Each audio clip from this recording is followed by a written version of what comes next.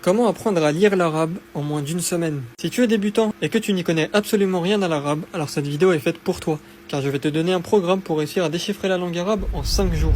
Jour 1. Les lettres de l'alphabet. On commence avec la base, l'alphabet arabe. En tout, il y a 28 lettres. Mais rassure-toi, car à part ces 11 lettres que je viens d'entourer, toutes les autres sont des lettres que tu as déjà entendues en français, comme le alif, qui ressemble au A, ou le B, qui ressemble au B. Donc normalement, ça devrait être rapide. Pose-toi une petite heure dans la journée pour toutes les apprendre, sous leur forme de base. Et pour les lettres les plus galères, tu pourras retrouver sur ma chaîne plusieurs vidéos, pour savoir comment les prononcer. Jour 2. Les formes des lettres. C'est peut-être la chose la plus difficile, car il y en a beaucoup. En langue arabe, tu dois savoir que les lettres n'ont pas la même forme au début, au milieu ou à la fin d'un mot. Si tu veux une astuce pour les apprendre rapidement, alors regroupe-les par famille.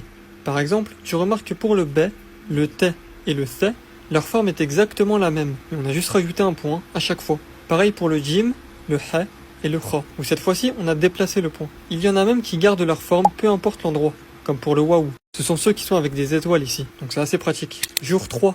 Les voyelles courtes et longues. Contrairement au français, où l'alphabet comporte des consonnes et des voyelles, eh bien en arabe, toutes les lettres sont des consonnes. Les voyelles sont, elles, matérialisées par ces 3 symboles, et se placent sur les lettres. Elles font pour chacun le son E, OU et I. Ça, c'est ce qu'on appelle les voyelles courtes. Et associé à ces 3 voyelles, on a ce qu'on appelle les voyelles longues, ou les prolongations, qui sont des lettres et qui vont servir à prolonger le son de la voyelle. Donc pour chacune, elles feront le son E, OU, I. Normalement, ça devrait être rapide. Après, tu as les signes diacritiques, qui sont un peu comme des voyelles, comme le soukoun, qui indique l'absence de voyelle, la shadda, qui indique qu'on doit appuyer sur la lettre, et le tadwin, qui sont exactement comme les 3 voyelles de base, sauf qu'elles ont été dédoublées. Donc on les prononcera un, in, an.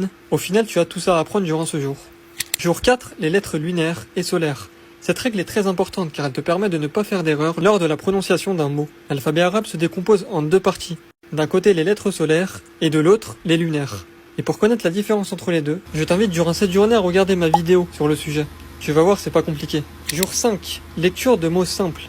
Ça y est, tu connais maintenant toutes les lettres arabes sous toutes leurs formes et tu sais quelles sont elles font grâce aux voyelles. Ce que tu vas faire maintenant, c'est prendre des mots simples et courants dans la vie de tous les jours et tu vas découper chaque mot en lettres et voyelles. Puis tu vas les lire en entier et tu fais ça avec plusieurs mots. Et ensuite avec des phrases, une fois que tu te sentiras à l'aise. Et voilà, j'en profite pour te demander de rejoindre le Discord en bio, si ton objectif c'est d'apprendre l'arabe. Dedans, t'auras des jeux, des quiz, du vocabulaire et plein d'autres trucs intéressants. Franchement, ça vaut le coup.